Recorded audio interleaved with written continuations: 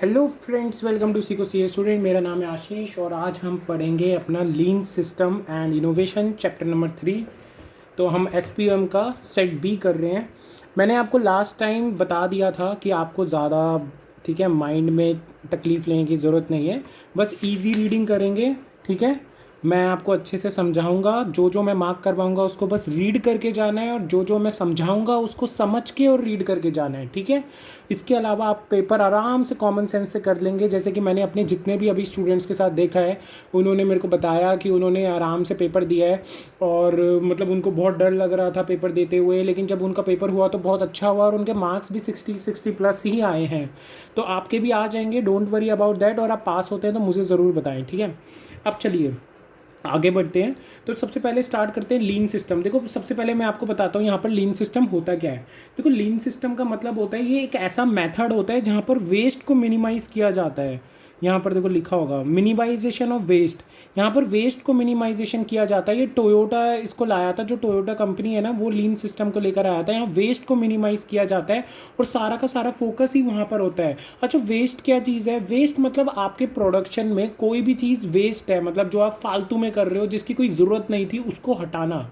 ठीक है, जैसे कि मैंने लास्ट चैप्टर में एक बताया था आपको कि जैसे एक रॉड बना रहे थे हम, तो रॉड बना रहे थे, उसकी मशीनरी इतनी लंबी है कि यहाँ से यहाँ तक बंदे को जाने के लिए इतना घूम के जाना पड़ रहा है। तो इससे अच्छा है कि इन्होंने यहाँ पर एक सीढ़ियाँ बना दी ऐसे शेप में, जिससे कि वो आराम से यहाँ से उतर के यहाँ चले जाता है। तो हमने क्या किया, एक लीन सिस्टम, मतलब एक तरीके से वेस्ट को मिनिमाइज़ किया। ठीक है, इसमें क्या क्या होता है देखो, यहाँ पर ओवर प्रोडक्शन होती है। जो जो मैं बोल रहा हूँ बस वो पढ़ना है, यहाँ पर ये पढ़ने की ज़रूरत नहीं है, हेडिंग हेडिंग पढ़ लो। ओवर प्रोडक्शन होती है, आपको जितना बनाना था उससे ज़्यादा बना दिया, तो ये लीन सिस्टम का पार्ट है। मतलब यहाँ पर वेस्ट को मिनिमाइज़ किया जा सकता है ओवर प्रोडक्शन में। ठीक है, इन्वेंट्री है, इन्वेंट्री आपने ज़्यादा बना दी। ठीक है, आपका वेटिंग टाइम बहुत ज़्यादा है, मतलब एक प्रोडक्शन करने के बाद जब दूसरा स्टेप पे जा रहे हो वहाँ पर वेटिंग टाइम बहुत ज़्यादा है, मोशन बहुत ज़्यादा है लोगों का। जैसे मैंने एग्जांपल दिया कि बंदा यहाँ से यहाँ तक घूम के जा रहा था, तो मोशन बहुत ज़्यादा है।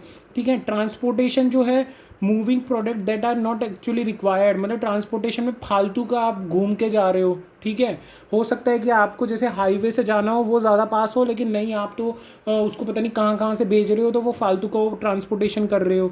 या फिर आप क्या कर रहे हो कि ट्रांसपोर्टेशन कर रहे हो जिसकी भी ज़रूरत नहीं थी, आप चाहते तो सीधा मतलब सप्लायर से माल अपने कंपनी में ही मंगवा लेते। तो काफ़ी सारी चीज़ें डिफेक्ट्स हैं। ठीक है, डिफेक्ट्स को कम करना, जैसे रिपेयर रीवर्क फालतू में हो रहे हैं, मतलब आप इतनी अच्छी क्वालिटी बनाओ ना कि डिफेक्ट्स हो ही ना। इसके बाद है ओवर प्रोसेसिंग, मतलब आप एक प्रोसेसिंग के बाद उसको दोबारा से प्रोसेस करने जा रहे हो, तो ऐसा कुछ मतलब अपना डिज़ाइन बनाओ कि ऐसी ज़रूरत ना पड़े। तो मतलब जो भी वेस्ट को कम करना आप चाहते हो तो वो आता है लीन सिस्टम के अंदर। ठीक है, इसके बाद देखो यहाँ पर ये रीड कर लेना, मैं यही कहूँगा, ये एक बार रीड कर लेना। Do right first first time. ठीक है, वेस्ट मिनिमाइजेशन यहाँ पर आता है, कॉन्टिन्यूस इंप्रूवमेंट यहाँ पर आता है, फ्लेक्सिबिलिटी आती है। ठीक है, ये जो लीन सिस्टम है ये सिंगल पीस फ्लो पे काम करता है, ये एलिमिनेट करता है लेबर, ओवर प्रोडक्शन, स्पेस को, डिफेक्ट को, इन्वेंट्री को, ट्रांसपोर्टेशन को। ठीक है, यहाँ पर देखो ये क्या करना चाहता है, ये जीरो वेटिंग टाइम लाना चाहता है, जीरो इन्वेंट्री लाना चाहता है, ये चाहता है कि इन्वेंट्री फालतू की पड़ी ना हो। अच्छा, लीन सिस्टम में ना भी हम पढ़ेंगे इन्वेंट्री फालतू की ना पड़ी हो वो कैसे, जस्ट इन टाइम में पढ़ेंगे। पुल प्रोसेसिंग करना चाहता है। ठीक है, continuous flow of production, continuously find ways to reducing process time. इसको बस रीड कर लेना, जो मेरे को समझाना था मैंने समझा दिया। इसके बाद बेनिफिट्स पढ़ लेना लीन सिस्टम के, बस ये हेडिंग हेडिंग पढ़ लेना और इसके अंदर ज़्यादा पढ़ने की ज़रूरत नहीं है, बस बेनिफिट्स को रीड आउट करना है, इससे ज़्यादा कुछ नहीं। ठीक है, इसके बाद है कि issues redress by the lean system. Lean system ने अब क्या क्या सॉल्व किया, लो प्रोडक्टिविटी की प्रॉब्लम को सॉल्व किया, प्रोलॉन्ग्ड साइकिल टाइम को ठीक किया। ठीक है, कॉस्टली ऑर्गेनाइजेशन को ठीक किया, उसको कम कॉस्टली बनाया, वेस्टेज को कम किया, डिससेटिस्फाई कस्टमर एंड एम्प्लॉयज़ के लिए काम किया। ठीक है, तो ये सब पढ़ लेना, एक बार रीड कर लेना, बस हेडिंग हेडिंग, इसके अंदर जाने की इतनी ज़रूरत नहीं है। इसके बाद आ जाओ lean management major stake holder. जो लीन सिस्टम होता है उसके मेजर स्टेक होल्डर कौन होते हैं? एक तो कस्टमर होते हैं, एम्प्लॉयज़ होते हैं और ऑर्गेनाइजेशन होते हैं। इतना याद रख लो, काफ़ी है। अब देखो लीन सिस्टम के अंदर क्या क्या आता है। ठीक है, तो लीन सिस्टम के अंदर सबसे पहले आपका आता है, ये है लीन सिस्टम की टेक्निक्स। मतलब अब आपको वेस्ट मिनिमाइजेशन करना है, आपको ये जितना भी मैंने पढ़ाया वो सारा मतलब वेस्ट मिनिमाइजेशन करना है, कॉन्टिन्यूस इंप्रूवमेंट करना है, तो इसके लिए आपको क्या टेक्निक्स यूज़ करनी है? तो पहला तो यूज़ करो जस्ट इन टाइम। देखो जस्ट इन टाइम क्या होता है, ठीक है, एक बार ये रीड कर लेना इसकी डेफिनेशन। अब मैं मतलब बता देता हूँ जस्ट इन टाइम होता क्या है। देखो जस्ट इन टाइम में दो चीज़ें आती है, एक होता है प्रोडक्शन, एक आता है परचेजिंग। ये बहुत इंपॉर्टेंट है, just in time production, just in time purchasing. पहले आता है परचेजिंग, पहले नंबर पे ये आता है, दूसरे नंबर पे ये आता है। जस्ट इन टाइम परचेजिंग का मतलब होता है कि भैया मैं माल तभी खरीदूंगा जब मुझे प्रोडक्शन के लिए चाहिए। मतलब ऐसा नहीं है कि मेरे को, जैसे फॉर एग्जांपल मेरे को एक रॉड बनानी है, ठीक है, अब रॉड बनानी है, उसमें प्रोसेसिंग करनी है, तो मैं ये उसकी जो कॉइल्स आती हैं बड़ी बड़ी, तो कॉइल्स मैं तभी खरीदूंगा जब मेरे को प्रोडक्शन करना हो। ऐसा नहीं है कि मैंने कॉइल्स बड़ी बड़ी टन्स में होती है तो उठा के रख दी, तो फालतू में मेरा स्टोरेज कॉस्ट भी बढ़ेगा, फालतू में, ठीक है, मेरी जगह घिरेगी, उसके अलावा मेरे को वहाँ पर एक बंदा रखना पड़ेगा जो ध्यान रखेगा, तो इतनी कॉस्ट बढ़ेगी। तो इससे अच्छा है कि मैं प्रोडक्शन जब करूंगा ना तभी मैं उसको परचेज करूंगा। जैसे ही वो परचेज करके हम लाए वहां से मैं प्रोडक्शन स्टार्ट कर दूंगा, तो मेरा जगह की कॉस्ट चली जाएगी, ठीक है। दूसरा है मेरा जेआईटी प्रोडक्शन। जेआईटी प्रोडक्शन क्या कहता है कि जब मेरी डिमांड अराइज होगी ना मैं तभी प्रोडक्शन करूंगा। मतलब जब कस्टमर पहले डिमांड करेगा प्रोडक्ट को तभी मैं प्रोडक्शन करूंगा। ऐसा नहीं है कि मैं प्रोडक्शन कर करके अपना फिनिश गुड रख दूं तो उससे भी स्टोरेज कॉस्ट बचेगी। मतलब एक तरीके से जस्ट इन टाइम है ना, स्टोरेज कॉस्ट को बढ़ाता है और फालतू की लगने वाली सारी कॉस्ट को बचाता है जो भी हमारी इन्वेंट्री से रिलेटेड होती है, ठीक है। इसके बाद आ जाओ जस्ट इन टाइम में पीछे देखो, इसके पीछे जब देखोगे सीक्वेंस दिया हुआ है जस्ट इन टाइम का, एक बार रीड कर लेना बस। इसमें सीक्वेंस, एक मिनट, सीक्वेंस और जस्ट इन टाइम परचेज और जस्ट इन टाइम प्रोडक्शन का सीक्वेंस दे रखा है कि कैसे कैसे उसको वो होता है, तो रीड कर लेना, ठीक है। जो मैंने अभी आपको बताया है वही आपको मिलेगा। इसमें जस्ट इन सपोर्ट भी है एक, तो सपोर्ट क्या होता है? सपोर्ट कुछ नहीं होता, अकाउंटिंग सिस्टम को जो भी मतलब तुम्हारे ऑल्ट्रेशन हो रहे हैं अकाउंटिंग सिस्टम में, बस ये एक लाइन है, इसको पढ़ लेना, इतना इंपॉर्टेंट नहीं है ये। Just in time, just in purchase ज़्यादा इंपॉर्टेंट है। इसके बाद चलते हैं action plan of each initiative. नहीं, ये रीड करने की ज़रूरत नहीं है। यहाँ पर आ जाओ कैनबैन कार्ड में, नेक्स्ट पेज पे, पेज नंबर 8 पे देखो। कैनबैन कार्ड क्या होता है? कैनबैन कार्ड है ना, एक कार्ड होता है जिसमें क्या होता है, देखो मैं आपको एक ढंग से इसको बताता हूँ कैनबैन कार्ड क्या होता है। कैनबैन कार्ड बेसिकली है ना मैन्युफैक्चरिंग यूनिट्स में यूज़ होता है, वैसे नॉन मैन्युफैक्चरिंग यूनिट्स में भी यूज़ हो सकता है, ज़्यादातर मैन्युफैक्चरिंग यूनिट्स में होता है। इसमें क्या होता है, एक बार रीड कर लेना यहाँ से, ठीक है, नीचे वाला रीड कर लेना, लेकिन मैं मतलब बता देता हूँ। जैसे कि मान लो इसमें क्या होता है कि ये एक विजुअल सिग्नल होता है जहाँ पर जितनी प्रोडक्शन की रिक्वायरमेंट आपको पड़ती है ना, आप यहाँ पर सब कुछ आ जाता है अपने आप डेटा, तो उतनी फिर हम परचेज करने के लिए चले जाते हैं, ठीक है। इससे क्या होता है, साइकिल टाइम में बहुत रिडक्शन आती है आपका। मतलब ऐसा नहीं है कि यहाँ से जैसे ही माल खत्म हुआ तो यहाँ प्रोडक्शन वाला परचेज वाले को कॉल कर रहा है कि देखो इतना माल चाहिए, इतना ज़रूरत नहीं है। कानबान कार्ड पे आ जाएगा, वो सप्लायर सीधा वहाँ से भेज देगा हमें, ठीक है। तो मतलब पहले से ही एक ऐसा सिस्टम होता है कि जहाँ पर हमें पता चल जाता है हमें कितनी एनवायरनमेंट की ज़रूरत है। तो यहाँ पर पुल सिस्टम यूज़ होता है, ये मार्क कर लेना, पुल सिस्टम यहाँ पर यूज़ होता है। मैं एक बार मार्क कर देता हूँ, तो पुल सिस्टम यूज़ करता है, ये एमसीक्यू के लिए पढ़ लेना, ठीक है। तो यहाँ पर क्या होता है, जितनी प्रोडक्शन के लिए रिक्वायरमेंट है उतना ही आता है। इसके बाद आ जाओ सेलुलर मैन्युफैक्चरिंग में। सेलुलर मैन्युफैक्चरिंग क्या होती है? देखो सेलुलर मैन्युफैक्चरिंग जो होती है ना, इसको हम बोलते हैं, बस एक मिनट, ये मैं यही ढूंढ रहा था, कहाँ गया। इसे देखो, इस वर्किंग सेल स्मॉल क्लस्टर, ठीक है, इसमें सब कुछ दे रखा है, मैं वही पढ़ रहा था। आप एक बार इसको बस रीड कर लेना, फर्स्ट पैरा को, ये पूरा का पूरा। इसमें क्या लिखा है मैं आपको बता देता हूँ। देखो सेलुलर मैन्युफैक्चरिंग में क्या होता है, ये एक one piece flow production system होता है और यू शेप में होता है। मैं यहाँ पर बना देता हूँ, देखो ऐसे यू शेप में होता है। यहाँ एक बंदा खड़ा होता है, होता क्या है, देखो मान लो मेरे को एक पेन बनाना है, ठीक है, ये पेंसिल बनानी है फॉर एग्जांपल। देखो पेंसिल में मैंने देखा क्या क्या चीज़ है, एक तो इसकी अंदर की लेड है, लेड मैं नहीं बनाता, लेड तो मैं बाहर से लेकर आता हूँ, ठीक है। इसके अलावा इसकी निब है, ये कैप है, ये बॉडी है, और ये पीछे का ढक्कन है, और पीछे के लगने वाला इरेजर है। तो क्या होगा, या तो मैं ऐसे कर सकता हूँ कि ये जो निब बनाती है, मैं यहाँ पर एक पूरा कंपनी बनाया जो निब बनाती है, फिर ये बॉडी बनाने वाली कंपनी बनाई, ठीक है, फिर ये पीछे का ढक्कन बनाने वाली एक कंपनी बनाई। फिर क्या हो रहा है, धीरे धीरे मतलब यहाँ से निब बन के जा रही हैं, फिर वहाँ पर उधर उसमें इंसर्ट किया जा रहा है। मैंने कहा यार इतना लंबे से अच्छा है कि मैं ना एक यू शेप स्ट्रक्चर बना देता हूँ, यहाँ एक बंदे को खड़ा कर देता हूँ, यहाँ छोटी छोटी मशीन लगा देता हूँ। वो क्या करेगा, वो यहाँ से निब बनाएगा, यहाँ से बॉडी बनाएगा, इसको अरेंज करेगा, और फिर यहाँ से ऐसे ऐसे करके एक ही बंदा सारे प्रोसेस को देख लेगा, ठीक है।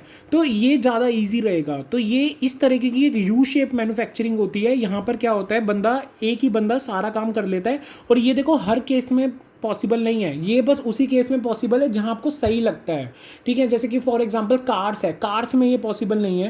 कार्स में लग्जीरियस कार्स में ये पॉसिबल है कि जैसे कि आपकी वो हो गई रोल्स रॉयस हो गई, रोल्स रॉयस में एक ही बंदा लगा रहता है, ठीक है, जो उसको दिया जाता है, फिर वो बंदा चेंज हो जाता है, दूसरा बंदा आ जाता है, गाड़ी एक ही रहती है, उसमें लोग अलग अलग लगे रहते हैं, तो वहाँ हम यू शेप काम कर सकते हैं। लेकिन जहाँ हम बात करते हैं मारुति की और वो वहाँ पर यू शेप सही नहीं है। तो आपकी जैसे पेन बनाने का है वहाँ यू शेप अच्छा है। छोटी छोटी मशीनरी होती है जिसमें एक ही बंदा सब पे काम करता है, ठीक है, आप यहाँ पढ़ोगे तो यही आ जाएगा, working cell in small cluster, ठीक है ठीक है ठीक है ठीक है, ये हो जाएगा आपका। इसके अलावा इसमें मेरे को आपको कुछ बताना था, एक मिनट। पेज पे देखो, मैं मार्क तो नहीं करवा रहा, मैं कह रहा हूँ कि एक बार रीड कर लेना, यहाँ पर क्या दे रखा है मैं आपको बता देता हूँ। मैंने अभी ऊपर ऊपर से पढ़ा, इसमें क्या लिखा हुआ है, इसमें ना कुछ चीज़ें दे रखी है, लाइक ट्रेडिशनली और मॉडर्न तरीके से चीज़ें दे रखी है। देखो पहले क्या होता था, पहले हम डिपार्टमेंट वाइज काम करते थे, जो मैंने यहाँ पर बताया था, एक बार दोबारा बता देता हूँ। पहले हम डिपार्टमेंट वाइज काम करते थे, अब हम क्या करते हैं, अब हम एक ही उसमें मतलब एक ही यू शेप में ही सब कुछ काम करते हैं, ठीक है।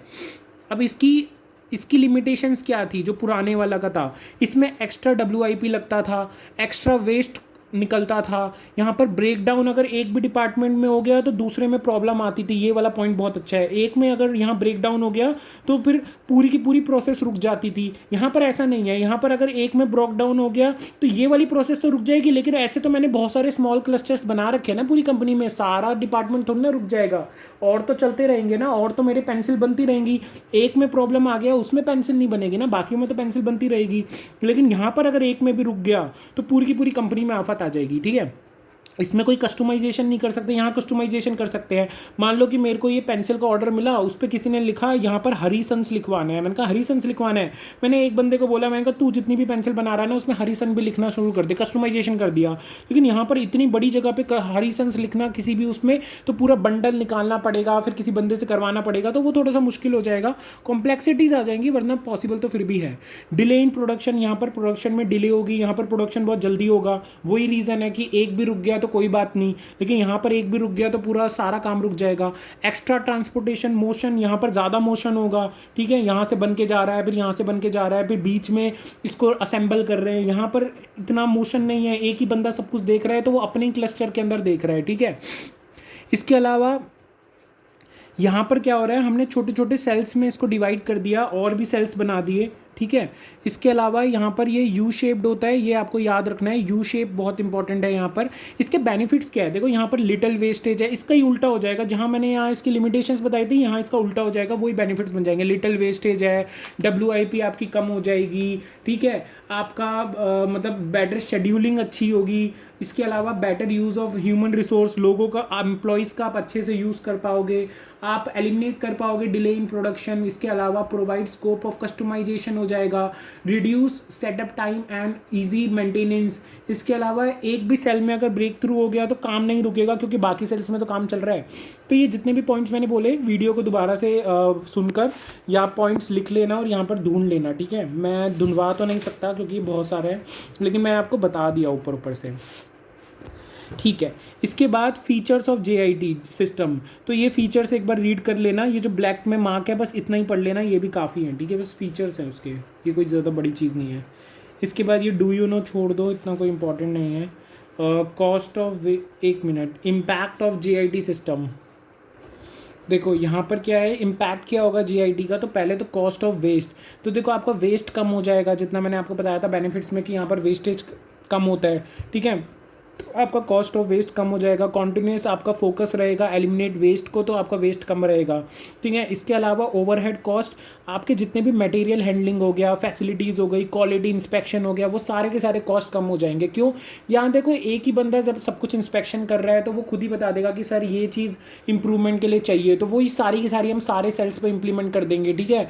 अलग से मतलब डिफेक्ट देखने की कोई ज़रूरत नहीं पड़ेगी, टीम बुलाने की ज़रूरत नहीं पड़ेगी ऑडिट टीम की, ठीक है। इसके अलावा यहाँ पर प्रोडक्ट प्राइसिंग में क्या है, यहाँ पर देखो आप कस्टमाइजेशन भी कर रहे हो, इसमें हाई लेवल क्वालिटी दे रहे हो, तो आप उससे कस्टमर से भी हाई चार्जेस ले सकते हो, क्योंकि आप उनकी रिक्वायर्ड डेट्स पे भी डिलीवरी कर रहे हो, ठीक है। तो ये यहाँ पर हो जाएगा। इसके अलावा है ब्लैक फ्लैशिंग इन JIT, ब्लैक फिशिंग में एक बार पढ़ लेना, मैं इसका मतलब बता देता हूँ कि ब्लैक फिशिंग क्या होता है। ये एक ऐसा सिस्टम होता है, मतलब इसको ना ब्लैक फिशिंग अकाउंटिंग बोलते हैं। इसमें एक ऐसा सिस्टम होता है जो इम्प्लीमेंट करने में हेल्प करता है जेआईटी को। ये डेली नहीं होता, ये मंथली और ईयरली किया जाता है। इसमें क्या होता है, जो नंबर ऑफ अकाउंटिंग एंट्रीज है ना, वो बहुत कम कर दी जाती हैं, और इससे हमारा कॉस्ट और टाइम दोनों बचता है। ठीक है, यहाँ लिखा हुआ है, ये सब कुछ आपको मिल जाएगा। देखो मैं आपको बताऊँ, ये इट्स अ लेंदी लिस्ट और वो सारा मिल जाएगा, ये इतना कोई वो नहीं है। ठीक है, मैंने आपको बता दिया। इसके बाद ये इसकी हेडिंग्स कर लेना, यहाँ पर हेडिंग्स पढ़ लेना, अंदर जाने की इसमें ज़रूरत नहीं है, दिस इज़ नॉट इम्पॉर्टेंट। लेकिन ये लॉट ट्रेसिंग ये सब बस एक बार हेडिंग पढ़ लेना और इसकी एक एक लाइन पढ़ लेना। चलो मैं ये बोलूँगा एक एक लाइन पढ़ लेना, बट इंपॉर्टेंट सच में नहीं है। इसके बाद यहाँ पर ये प्रैक्टिकल इंसाइट है, ये छोड़ सकते हो। मैंने ये जो बेनिफिट्स आपको बता दिए, एक बार ये बेनिफिट्स पढ़ लेना। फिर भी मैं यहाँ पर आपको जेआईटी के बेनिफिट्स मिल जाएंगे, जो मैंने आपको बेनिफिट्स बताए थे ना, वो सारे बेनिफिट्स यहाँ पर मिल जाएंगे। तो एक बार रीड कर लेना बेनिफिट्स को, बाकी ये सब छोड़ दो, कोई बात नहीं। इसके अलावा आगे चलते हैं, आगे चलते हैं। देखो ये क्वेश्चन है, इस क्वेश्चन को ज़रूर सॉल्व करना। अगर आपसे नहीं सॉल्व होता है तो मुझे बताना, फिर मैं अलग से क्वेश्चंस की वीडियो बना दूंगा। लेकिन ये क्वेश्चन आपको बहुत इजी पड़ेगा, ज़्यादा मुश्किल नहीं पड़ेगा। मतलब ये जेआईटी का क्वेश्चन है। तो इसमें देखो क्या होता है, मैं आपको बता देता हूँ थोड़ा बहुत। देखो पहले क्या होता था, पहले के ज़माने में क्या होता था, पहले के ज़माने में यही होता था कि देखो हमारा ओपनिंग इन्वेंट्री आया, कुछ भी नहीं था, हमने प्रोडक्शन कर दी 3800, डिमांड इतनी थी, क्लोजिंग इन्वेंट्री बच गई। तो एवरेज इन्वेंट्री कैसा आया, opening 0 plus closing divided by 2, average inventory आ गई। इन्वेंट्री की होल्डिंग कॉस्ट से मल्टीप्लाई कर देंगे तो इतनी कॉस्ट आ गई। ऐसे ही हर महीने में कॉस्ट मिलकर इतनी कॉस्ट बन गई हमारी। ठीक है, इसके बाद आया जेआईटी सिस्टम। जेआईटी सिस्टम ने कहा कि भैया जितनी डिमांड है ना, मैं तो उतनी ही प्रोडक्शन करूंगा। ठीक है, इसने कुछ किया ही नहीं, इसने कहा कि जितनी डिमांड है मैं उतनी प्रोडक्शन करूंगा। लेकिन कभी ऐसा भी तो हो सकता है कि डिमांड बहुत ज़्यादा आ गई, लेकिन आप प्रोडक्शन तो कम कर रहे थे, तो आपको प्रोडक्शन ज़्यादा करनी पड़ेगी। तो उसके लिए कोई एक्स्ट्रा कॉस्ट लगेगी, तो वो एक्स्ट्रा कॉस्ट बता दो यहाँ पर। वो जो भी एक्स्ट्रा कॉस्ट लगेगी आपकी, उस मतलब वो क्वेश्चन में दिया होगा, आप कर लोगे तो वो कॉस्ट आ जाएगी इतनी। ठीक है, जो इतनी आ गई ना, तो कितनी सेविंग हो गई वो आपको बताना है। तो ये इजीली हो जाएगा, नहीं होगा तो मुझे बता देना, मैं आपको करवा दूंगा सारे क्वेश्चंस।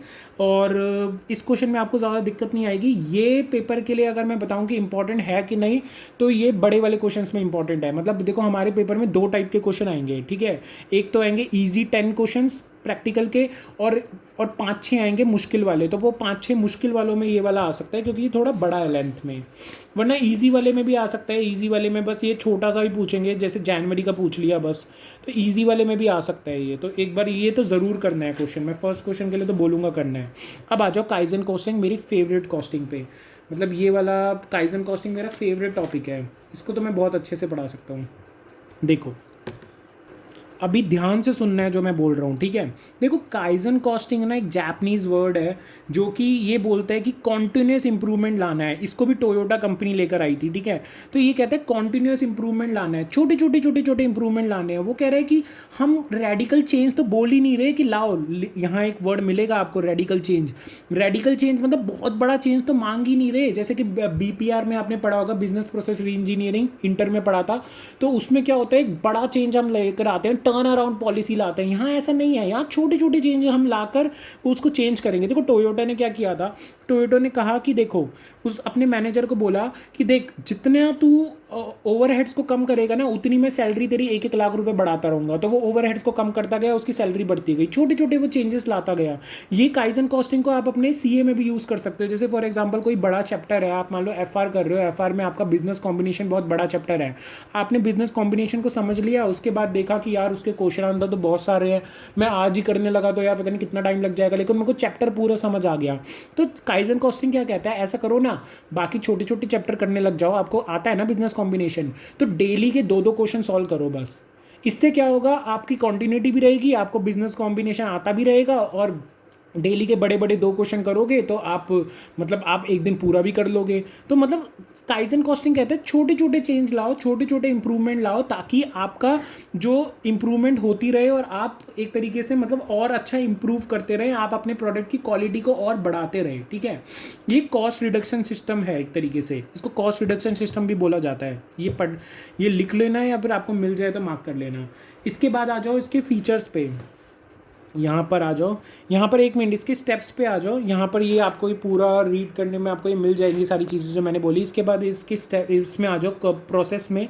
ये क्या करता है, स्टेप 1 एक कॉस्ट रिडक्शन गोल बनाता है, फिर असरटेन करता है गैप को, कंपेयर करता है गोल और एक्चुअल कॉस्ट को, और फिर फॉर्मुलेट और इम्प्लीमेंट करता है कॉस्ट रिडक्शन प्लान को कि भैया अब हमें उसको कॉस्ट को रिड्यूस कैसे करना है। ठीक है, ठीक है, ये तो हमें समझ आ गया काइजन कॉस्टिंग में। इसके अलावा यहाँ पर क्या है काइजन कॉस्टिंग में, एक यहाँ स्टैंडर्ड कॉस्टिंग और काइजन कॉस्टिंग का डिफरेंस दे रखा है, ये रीड कर लेना बस। ठीक है, इसके अलावा यहाँ पर ये कॉन्सेप्ट इनसाइट पढ़ने की ज़रूरत नहीं है। एक मिनट इसमें आ जाओ, एक बार ये पढ़ लेना एक बार हेडिंग। इसमें क्या होता है, 5 फंडामेंटल होते हैं काइजन प्रिंसिपल के। क्या होता है, know your customer, let it flow, go to gemba, empower people, be transparent. इसको बस एक बार हेडिंग रीड कर लेना, अंदर जाने की ज़रूरत नहीं है। ठीक है, पेपर में वैसे आने के चांसेस नो है, इसके नहीं आ सकता, लेकिन फिर भी पढ़ लेना। काइजन प्रैक्टिस इंक्लूड्स, तो एक बार ये ज़रूर पढ़ लेना कि काइजन कॉस्टिंग के अंदर क्या क्या आता है। ठीक है, कि हम क्या क्या चीज़ों पे फोकस करते हैं, ये इंपॉर्टेंट है। इसके अलावा इसके बेनिफिट्स क्या है, ये इधर नहीं दे रखा है क्या, आगे केस सिनेरियो दे रखा है। इस केस सिनेरियो को पढ़ने की ज़रूरत नहीं है, इसको छोड़ सकते हो आप। ठीक है, इसके अलावा मैं इसके बेनिफिट्स आपको एक बार बोल देता हूँ, यहाँ मिल जाएंगे आपको, जैसे ये डिफरेंस है ना, इसमें मिल जाएंगे। इसके अलावा ये जो काइजन को ये पढ़ोगे इसके अंदर मिल जाएंगे आपको। ठीक है, तो ये बेनिफिट्स मैं एक बार आपको वो बता देता हूँ क्या क्या है। देखो, ये ओवरऑल प्रॉफिटेबिलिटी को एक तो इंक्रीज़ करेगा कंपनी को, जब आप छोटी छोटी चेंज कर रहे हो तो। इसके अलावा क्या करेगा, इसमें सारे के सारे एम्प्लॉयज़ को पार्टिसिपेट करना पड़ेगा। ऐसा नहीं है कि भाई एक ही बंदा काइजन कॉस्टिंग करने में लगा हुआ है, छोटे छोटे चेंजेस तो भैया सबकी हेल्प से ही आएंगे ना। सारे एम्प्लॉयज़ को इधर टीम वर्क में करना पड़ेगा काम, इधर less number of defective product यहाँ पर आपको मिलेंगे, क्योंकि और इसकी वजह से काइजन कॉस्टिंग की वजह से आपकी कस्टमर की सेटिस्फेक्शन भी इंक्रीज होगी। ठीक है, यहाँ पर कॉस्ट रिडक्शन होगी और छोटे छोटे चेंजेस की वजह से कॉस्ट की सेविंग भी होगी। यहाँ पर वेस्ट रिड्यूस होगा, जिससे कि आपकी एफिशिएंसी इंप्रूव होगी। ठीक है, इसके अलावा आ जाओ, इसका इम्पैक्ट क्या होता है, वर्क कल्चर इम्प्रूव होता है। ठीक है, ये आपको यहाँ पर नहीं दिया गया है, तो ये सब मैं नहीं पढ़ा रहा। ठीक है, तो इसके बाद आ जाओ 5S पे। 5S क्या बोल रहा है, देखो 5S क्या है, ये एक्सप्लेन करता है कि जो आपकी वर्क प्लेस है ना, वो ऑर्गेनाइज होनी चाहिए ताकि आप एफिशिएंटली और इफेक्टिवली काम कर सको। 5S में क्या आता है, ये एक जापानीज़ वर्ड्स हैं, सीरी, साइटॉन, साइसो, स्केट्सू और सिटसू। एक मिनट, शिटसू, बहुत अजीब वर्ड्स है। तो इनका मतलब क्या होता है वो मैं आपको बता देता हूँ। ये ना एक तरीके से टीपीएम के पिलर भी हैं। टीपीएम क्या चीज़ है, टोटल प्रोडक्टिव मेंटेनेंस, वो अभी हम पढ़ेंगे।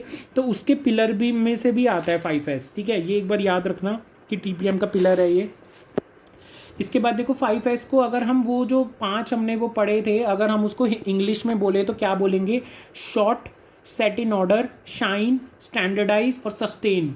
ये सारे के सारे हमें ना एक सीक्वेंस में पढ़ने हैं। पहला है शॉर्ट। शॉर्ट का क्या मतलब है, देखो शॉर्ट का मतलब है जितने भी आपके अननेसेसरी चीज़ें हैं ना, मतलब वर्क प्लेस में, वर्क एरिया में अननेसेसरी चीज़ें हैं, उसको हटा दो। ठीक है, शॉर्ट कर दो। अच्छा, जैसे कि मैं आपको एग्जांपल देता हूँ आपकी आर्टिकलशिप का। ठीक है, तो आर्टिकलशिप में क्या होता है, आप जिस वर्क प्लेस में काम करते हो, आप जिस डेस्कटॉप पे बैठते हो, ठीक है, डेस्कटॉप के सामने बैठते हो, लैपटॉप के सामने बैठते हो, अपने वर्क एरिया में बैठते हो, मैं वहाँ की बात करता हूँ। सबसे पहले आता है शॉर्ट। शॉर्ट कहता है कि आप अपनी है ना जितनी भी फालतू की चीज़ें हैं ना अपने वर्क एरिया से, उनको हटा दो। जितनी भी अननेसेसरी चीज़ें हैं, जैसे कि फाइल्स पड़ी हुई हैं फालतू की, तो फाइल्स को हटा दो ना। अभी जिन फाइल्स की ज़रूरत है उन्हीं को रखो। पेपर्स बिखरे बिखरे पड़े हैं तो उनको हटाओ, सफा मतलब वहाँ पर एक तरीके से शॉर्ट करो चीज़ों को। सबसे पहले शॉर्ट है। उसके बाद है सेट इन ऑर्डर।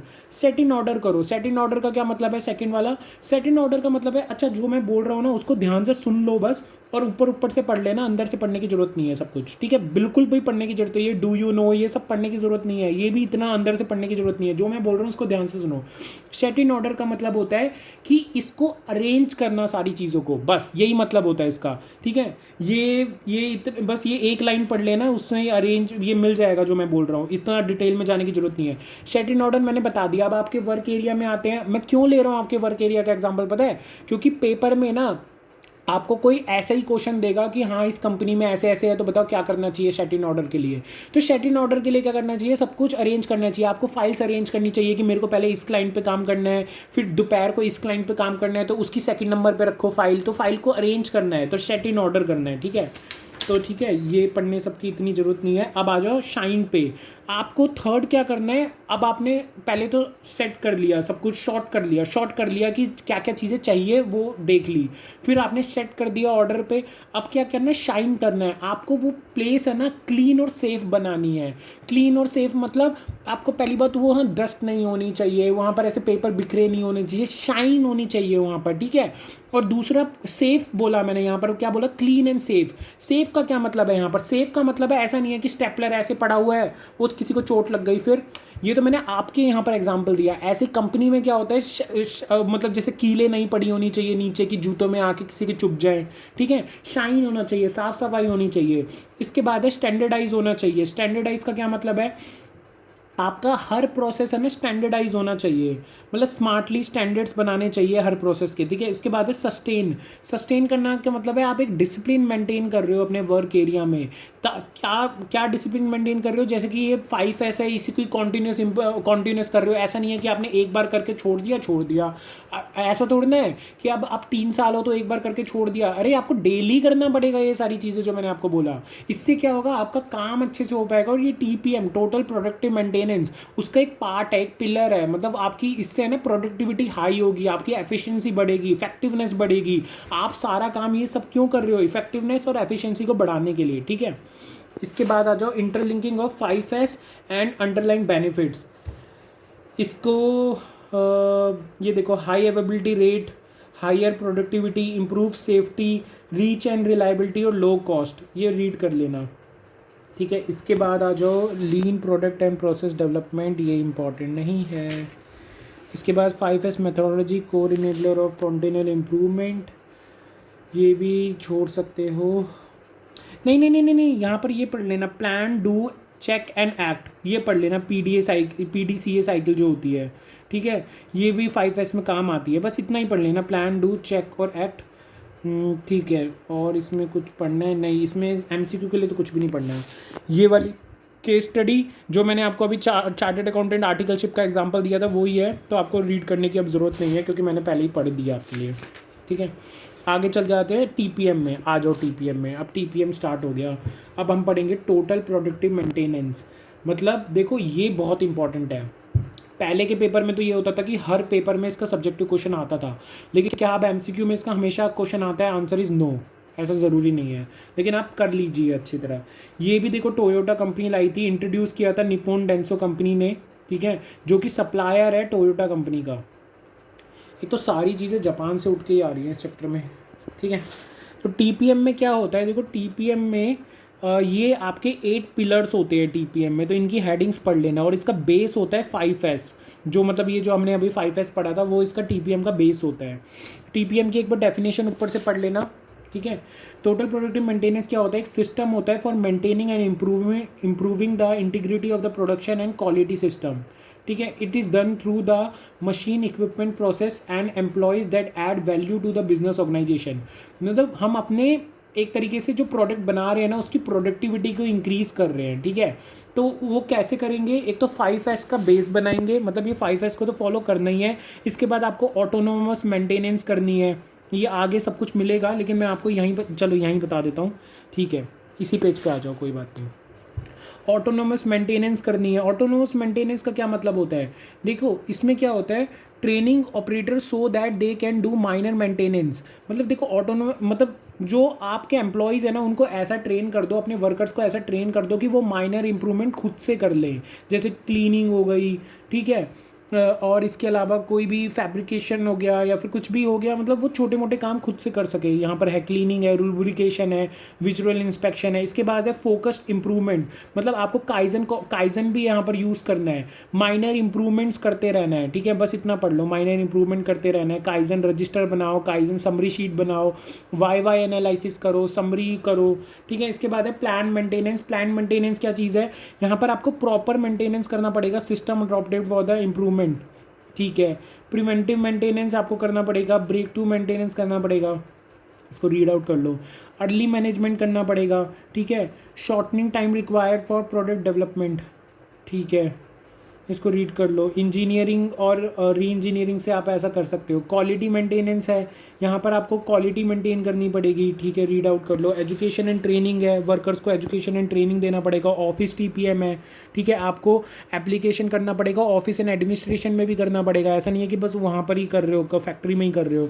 इसके अलावा आपको सेफ्टी, हेल्थ और एनवायरनमेंट का भी ध्यान रखना पड़ेगा, ठीक है। ये सब एक बार रीड कर लेना, बस ये रीड करना ज़रूरी है। आगे चलते हैं। यहाँ पर आ जाओ मेरे फेवरेट टॉपिक पे, ये मेरे को बहुत अच्छा लगता है। पेपर में इसका क्वेश्चन आएगा ही आएगा, मतलब लिख लो, इसका एक क्वेश्चन आपका पेपर में आएगा ही आएगा, ठीक है। एक क्वेश्चन फिक्स है इसका। अच्छा, ये क्या चीज़ है, देखो मैं आपको बताता हूँ। टाइप्स अब क्या है हमारे परफॉर्मेंस मेजर इन टीपीएम। देखो हमारा क्या होता है, हमारे है ना कंपनी में कुछ लॉसेज होते हैं, मतलब लाइक जो हम अपना प्रोडक्शन कर रहे हैं तो उस टाइम पे हमें कुछ लॉसेज होते हैं। एक होता है टाइम लॉस, एक होता है स्पीड लॉस, एक होता है क्वांटिटी लॉस। ये तीनों लॉस यहाँ लिखे नहीं है, लेकिन मैं आपको बता रहा हूँ और पेपर में एमसीक्यू में आएगा, तो लिख लेना, ठीक है। देखो मैं आपको मार्क करवा देता हूँ। यहाँ पर इक्विपमेंट फेलियर ब्रेकडाउन और सेटअप माइंड, एक मिनट, और यहाँ पर लिख नहीं रखा, लेकिन ये आता तो है पेपर में, तो मैं लिखवा ही देता हूँ, एक मिनट। देखो एक तो मैंने आपको बताया टाइम लॉस होता है, एक आपको मैंने बताया स्पीड लॉस होता है, क्योंकि मेरे पेपर में आया था, तो यहाँ पर पता नहीं अब क्यों नहीं दे रखा, पुरानी बुक में तो शायद था। क्वालिटी लॉस, तो टाइम लॉस, स्पीड लॉस और क्वालिटी लॉस। अच्छा मैं समझ गया, आगे एक वो दे रखा है केस सिनेरियो, उसमें ये दे रखा है। तो टाइम लॉस, स्पीड लॉस और क्वालिटी लॉस होता है। देखो टाइम लॉस कैसे होता है, एक तो प्लान्ड होता है, वो मैं आपको अभी पढ़ाऊंगा। एक होता है अनप्लान्ड, जो हमने सोचा ही ना हो, एक प्लान टाइम लॉस भी हो सकता है। एक स्पीड लॉस कैसे होगा, माइनर स्टॉप, कोई प्रोडक्शन हो रहा है वहाँ पर छोटा सा स्टॉप लग गया, हो सकता है वहाँ पर क्लीनिंग की दिक्कत आ गई या कुछ भी दिक्कत आ गई और वहाँ पर लुब्रिकेशन चाहिए हो मशीनरी को, ठीक है, माइनर स्टॉप। इसके बाद रिड्यूस स्पीड, आपकी जो स्पीड है वो रिड्यूस हो गई, ठीक है। ये मेरे पेपर में क्वेश्चन आया था, रिड्यूस स्पीड उसका ऑप्शन था कि क्या ये इसमें आता है परफॉर्मेंस मेजर इन टीपीएम में रिड्यूस स्पीड, तो आंसर था आता है वो, ठीक है। इसके अलावा क्वालिटी भी प्रॉब्लम हो सकती है, जैसे आपका आउटपुट रिड्यूस हो गया, रिड्यूस आउटपुट, या क्वालिटी डिफेक्ट हो गया, आपकी क्वालिटी में ही कोई डिफेक्ट हो गया, ठीक है। ये लिख लो यहाँ पर। अब देखो यहाँ पर ये सारी चीज़ें लिख रखी है, मैंने आपको इन तीन उसमें डिवाइड करके बताया है बस ये सारी चीज़ें, ठीक है। आप ये एक बार देख लेना। इसके बाद हम पढ़ेंगे ओईई। ओईई का क्वेश्चन जो आएगा पेपर में वो ही इसी का ही पार्ट है, ठीक है। अवेबिलिटी, परफॉर्मेंस और क्वालिटी, इस ये होता है। इसमें क्या कहता है कि देखो हमें क्या करना है, हमें अपनी इतना अच्छा अवेबिलिटी रखनी है, परफॉर्मेंस रखनी है और क्वालिटी को रखना है कि इन तीनों को मल्टीप्लाई करके ना हमारा जो वो है वो 85% आ सके। इसे वर्ल्ड क्लास परफॉर्मेंस बोलते हैं। जब 85% हम अचीव हो जाते हैं तो इसे बोलते हैं, क्या बोलते हैं, वर्ल्ड क्लास परफॉर्मेंस। अगर आपका ये फिगर ग्रेटर देन 50% आ रहा है फिर भी वो मोर रियलिस्टिक उसको बोलते हैं और यूजफुल एज एक्सेप्टेबल टारगेट। 50% से ज़्यादा आ रहा है तो एक्सेप्टेबल है, लेकिन वर्ल्ड क्लास परफॉर्मेंस तब होगा जब 85% से अबव आ रहा है। लेकिन इंडिविजुअली भी ये अबव आना चाहिए, अवेबिलिटी 90% से ज़्यादा अवेबिलिटी होनी चाहिए। मतलब सजेस्ट किया जाता है, ये ज़रूरी नहीं है कि इतना होना चाहिए, सजेस्ट किया जाता है आपका 90% से अबव एबिलिटी होनी चाहिए, परफॉर्मेंस 95% होनी चाहिए और क्वालिटी 99% होनी चाहिए। इन तीनों को मल्टीप्लाई करोगे तो आपका 85% ही अराउंड आएगा, तो आपकी वर्ल्ड क्लास परफॉर्मेंस बन जाएगी, ठीक है। ये सजेस्ट किया जाता है, तो ये पढ़ लेना एमसीक्यू के लिए सारी परसेंटेजेस। अब देखो इसका एक इलस्ट्रेशन है और इसको ज़रूर करना है। देखो यहाँ पर मैं आपको एक चीज़ बता देता हूँ या लिखवा देता हूँ।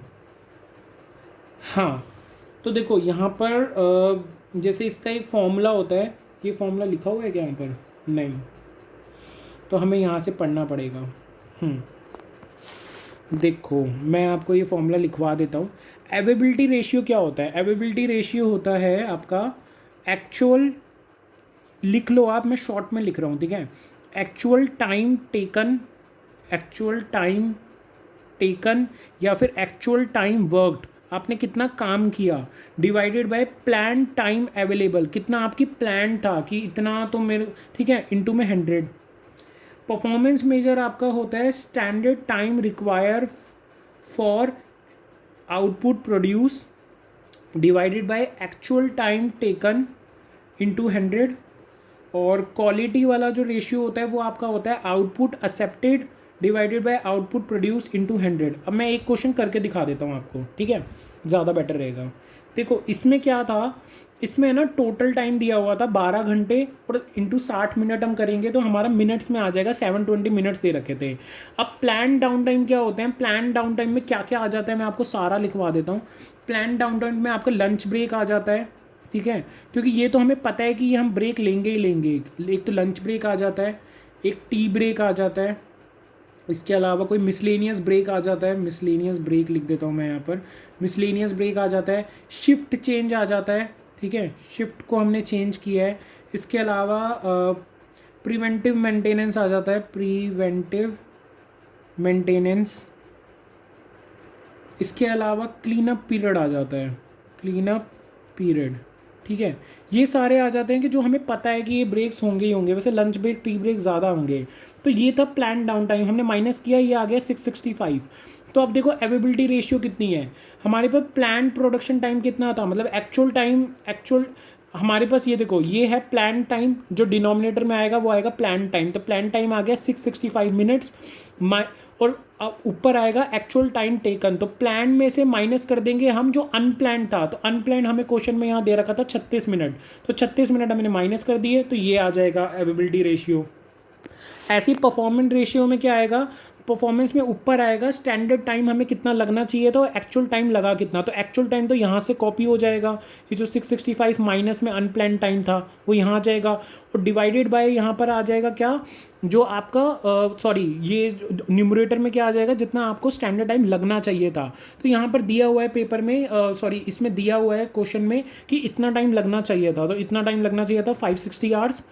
यहाँ पर दिया हुआ था कि इतने पार्ट्स में 10 सेकंड्स में एक पार्ट बनता है, तो 60 मिनट से 60 से डिवाइड करें तो मिनट्स में आ जाएगा, तो इतना टाइम लगना चाहिए था, तो ये आ गया हमारे परफॉर्मेंस रेशियो।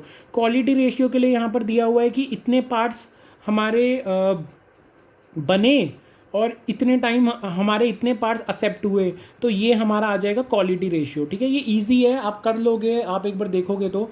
इसके बाद मैंने आपको फॉर्मूला सारे लिखवा दिए और ये भी बता दिया आपका प्लान डाउन टाइम क्या होता है, ठीक है, ये आप कर लोगे। अगर कोई डाउट आता है तो बता देना, मैं अलग से इसकी वीडियो बना दूंगा, ठीक है। ये देखो नेक्स्ट पेज में इसका फॉर्मूला भी दे रखा है, ठीक है, हमने फॉर्मूला पहले ही कर लिया, फिर भी आप ये फॉर्मूला इसके पढ़ के चला जाना, बस फॉर्मूला करना है, इसके अलावा और कुछ नहीं पढ़ना है यहाँ पर, ठीक है। ये सब कुछ पढ़ने की जरूरत नहीं है, यहाँ पर फॉर्मूला पढ़ लो। कनेक्शन क्या है टीपीएम और टीक्यूएम में, ये इसको मैं बोलूँगा कि टीपीएम और टीक्यूएम में क्या डिफरेंस है, इसको रीड कर लेना, मैं रीड करने के लिए दूंगा ये, ठीक है। इसके बाद आ जाओ सेलुलर मैन्युफैक्चरिंग फ्लो में, एक मिनट, ये जो मैंने आपको पढ़ाया था एक बार इसको बस थोड़ा सा रीड कर लेना, हल्का सा, ठीक है। ये मैं आपको पढ़ा चुका हूँ, जो वन पीस फ्लो जो प्रोडक्शन ये होता है हमारा, मतलब सेल सिस्टम जो होता है यू शेप, ठीक है। इसके बाद इम्प्लीमेंटेशन प्रोसेस, ये मत पढ़ना, ये पढ़ने की ज़रूरत नहीं है। इसके बाद यहाँ पर एक फॉर्मूला दे रखा है कि ये कैसे निकाला जाता है एंड ऑल दैट, ये सब मत पढ़ना। आ जाओ यहाँ पर डिफ़िकल्टीज इन क्रिएटिंग फ्लो, ये एक बार पढ़ लेना, ठीक है। जो लिमिटेशंस मैंने आपको पढ़ाई थी वो ये सब कुछ कि आपका क्या क्या लिमिटेशंस हैं, ठीक है। बेनिफिट्स एंड कॉस्ट, ये ऊपर से पढ़ लेना, जो मैंने आपको बताया था ये सारा का सारा वही है, ठीक है। क्या बेनिफिट्स होते हैं जो मैंने आपको वहाँ पर पढ़ाया था सीधा वही है। ये आ जाओ सिक्स सिग्मा पे आ जाओ अब, ठीक है। एक मिनट बस, एक्चुअली मुझे बुखार है इसलिए थोड़ा सा मेरे को बोलने में प्रॉब्लम हो रही है, मैं इतना तेज़ नहीं बोल पा रहा। देखो सिक्स सिग्मा में आ जाते हैं। सिक्स सिग्मा का मतलब क्या होता है, एक बार हिंदी में यहाँ पर लिख लो, बिना पैसे लगाए क्वालिटी को इंक्रीज़ करना, ठीक है। मतलब पैसे को नहीं लगाना लेकिन हमें क्वालिटी को इंक्रीज़ करना है, तो ये तो अच्छी बात है। और यहाँ पर सारा फोकस पता है किस पे होगा, ज़ीरो डिफेक्ट पे, ये देखो यहाँ लिखा हुआ है ज़ीरो डिफेक्ट पे, यहाँ पर सारा का सारा फोकस होगा, ठीक है। ये जो मतलब सिक्स सिग्मा है ना, ये सर्विस इंडस्ट्री में भी काम आता है और वैसे भी काम आता है। ऐसा ज़रूरी नहीं है कि हम यहाँ पर क्वालिटी इंक्रीज़ की बात कर रहे हैं तो ये मैन्युफैक्चरिंग में ही काम आएगा, सर्विस में भी काम आता है, ठीक है। यहाँ पर भी मतलब एक तरीके से कस्टमर की सेटिस्फेक्शन पे आपको काम करना है, ठीक है।